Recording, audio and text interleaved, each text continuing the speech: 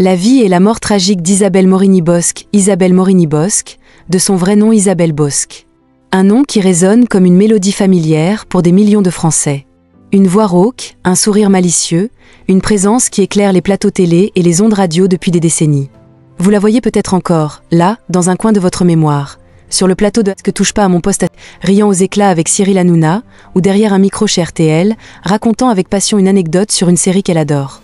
Mais Isabelle, ce n'est pas juste une chroniqueuse, une journaliste, une célébrité. C'est une femme. Une femme née dans un Paris d'un autre temps, qui a grandi avec des rêves plein la tête, qui a aimé avec une intensité rare, et qui, en ce mois de mars 2025, a vu son monde s'écrouler sous le poids d'un drame qu'elle n'avait jamais vu venir. Son histoire commence il y a presque 70 ans, dans une petite rue du 4e arrondissement de Paris. Nous sommes le 1er octobre 1956. Imaginez une journée d'automne, fraîche mais lumineuse, avec ses odeurs de pain chaud qui s'échappent des boulangeries et le bruit des pas sur les pavés humides. C'est là qu'Isabelle Bosc pousse son premier cri. Une petite fille aux cheveux bruns, aux yeux curieux, née dans une famille pas tout à fait comme les autres. Son père, un ingénieur robuste, un homme de terrain, passe ses journées à construire des barrages, ces géants de béton qui domptent les rivières. Il est souvent absent, mais quand il rentre, il raconte des histoires de chantier, de montagnes, de défis relevés.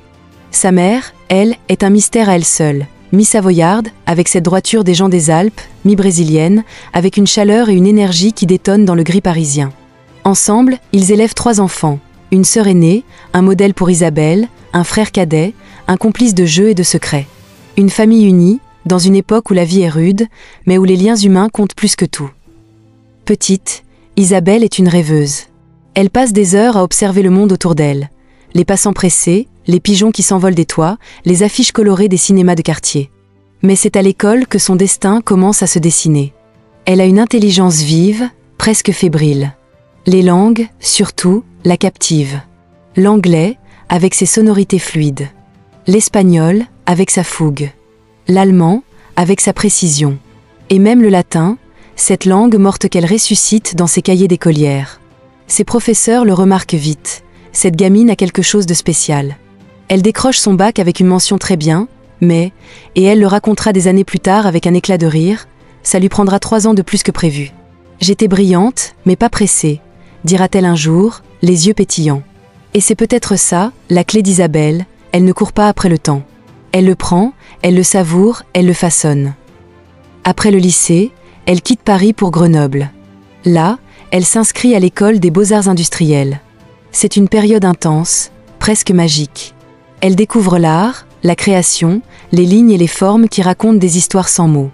Mais elle apprend aussi la rigueur, la patience, le travail bien fait. Puis, il y a Lyon. 3 ans dans cette ville vibrante, où elle se perd dans les ruelles du vieux Lyon, où elle écoute le Rhône murmurer sous les ponts. Elle a 20 ans, puis 21, puis 22, et elle sent que quelque chose grandit en elle, une envie de dire, d'écrire, de partager. En 1979, elle revient à Paris. La ville lumière l'appelle, et cette fois, elle est prête à y laisser sa marque. À 23 ans, Isabelle entre dans le monde du journalisme comme on entre dans une arène. Elle commence modestement, avec des piges, des petits articles pour des magazines. Mais son style est déjà là, vif, mordant, teinté d'une humanité qui accroche le lecteur. Elle rejoint Astérisque Télé 7 jours Astérisque, un titre emblématique, et commence à écrire sur ce qu'elle aime. La télévision, le cinéma, les histoires qui font vibrer les gens. Sa plume séduit, et bientôt, elle gravit les échelons. Les rédactions la remarquent, les lecteurs la réclament. Et puis, il y a la radio. RTL, la station légendaire, lui ouvre ses portes. Sa voix, un peu rauque, pleine de caractère, devient une compagne pour des milliers d'auditeurs.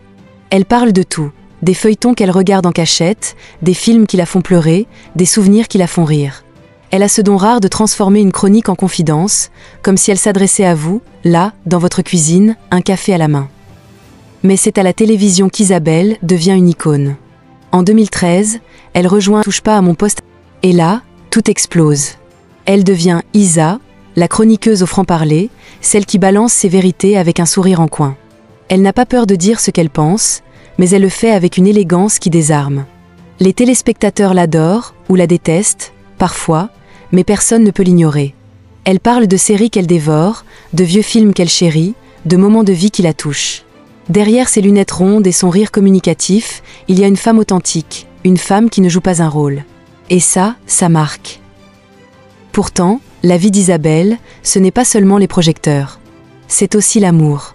En 1986, elle croise le chemin d'Alain Morigny. Imaginez la scène. Une soirée parisienne, peut-être un dîner entre amis, des verres qui tintent, des rires qui fusent. Lui, discret, solide, un homme qui n'a rien d'une star mais tout d'un pilier. Elle, déjà dans le monde des médias, avec son énergie débordante. Ils se parlent, ils se découvrent, et quelque chose se passe. Une étincelle. Quelques mois plus tard, ils se marient. Isabelle Bosc devient Isabelle Morigny-Bosc, et Alain devient son ancre. Ensemble, ils construisent une vie simple, loin des paillettes. Pas d'enfants, non, mais un amour profond, presque palpable. Elle dira un jour, dans une interview rare, « Alain, c'est ma moitié. Sans lui, je ne serais pas entière. » Alain est son refuge. Pendant plus de 30 ans, il est là, dans l'ombre, loin des caméras. Quand elle doute, il écoute. Quand elle triomphe, il sourit. Elle parle de lui avec une tendresse qui ne s'éteint jamais. Même après des décennies, elle le regarde comme au premier jour. C'est un amour d'un autre temps, un amour qui résiste aux tempêtes, aux horaires fous, à la célébrité qui pourrait tout dévorer. Ensemble, ils partagent des rituels, des balades le long de la Seine, des soirées à regarder des vieux films, des silences complices. C'est beau, c'est rare, c'est eux. Mais la vie, vous le savez, n'est jamais un long fleuve tranquille. Et pour Isabelle, tout bascule en mars 2025. Nous sommes le 10 mars, un mardi matin gris et froid. Alain, 68 ans, est chez eux, dans leur appartement parisien.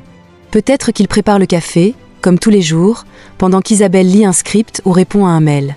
Et puis, sans prévenir, il s'effondre. Un accident vasculaire cérébral, brutal, implacable. Isabelle est là, à quelques mètres. Elle entend le bruit, elle accourt, elle crie son nom. Les secondes s'étirent, deviennent des heures. Elle appelle les secours, les supplie d'arriver vite. Mais le temps, ce temps qu'elle a toujours pris soin de dompter, lui échappe. Les pompiers arrivent, les sirènes hurlent, l'hôpital n'est pas loin. Pourtant, c'est trop tard. Alain s'éteint, là, sous ses yeux, dans une chambre stérile où les machines ne peuvent rien faire. Pour Isabelle, c'est un séisme. Alain, son amour, son rock, n'est plus là. Elle qui a toujours su trouver les mots, elle reste muette. Ses proches racontent qu'elle n'a pas lâché sa main, qu'elle est restée près de lui jusqu'à ce que le personnel médical l'oblige à partir.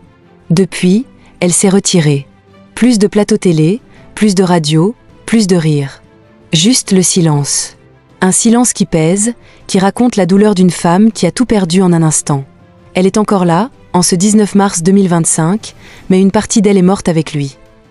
Isabelle Morigny-Bosc, de son vrai nom Isabelle Bosc, a traversé presque cette décennie. Elle a bâti une carrière exceptionnelle, aimé un homme avec une force rare et affronté des épreuves qui auraient brisé bien des âmes. Aujourd'hui, elle est en deuil, recluse, mais son histoire continue de vibrer. Elle nous rappelle que derrière chaque visage connu, il y a une vie, des joies, des blessures. Elle nous rappelle que la célébrité n'efface pas l'humanité. Et peut-être qu'un jour, elle reviendra. Peut-être qu'elle reprendra le micro, qu'elle sourira à nouveau. Mais pour l'instant, elle pleure. Et c'est dans ce silence qu'on entend le mieux qui elle est vraiment. Et vous, qu'est-ce que cette histoire vous inspire? La vie d'Isabelle, son amour pour Alain, ce drame qui l'a frappé. Dites-le moi en commentaire. Si cette vidéo vous a touché, n'oubliez pas de liker, de vous abonner et de partager. On se retrouve bientôt pour une nouvelle histoire. D'ici là, prenez soin de vous et de ceux qui comptent.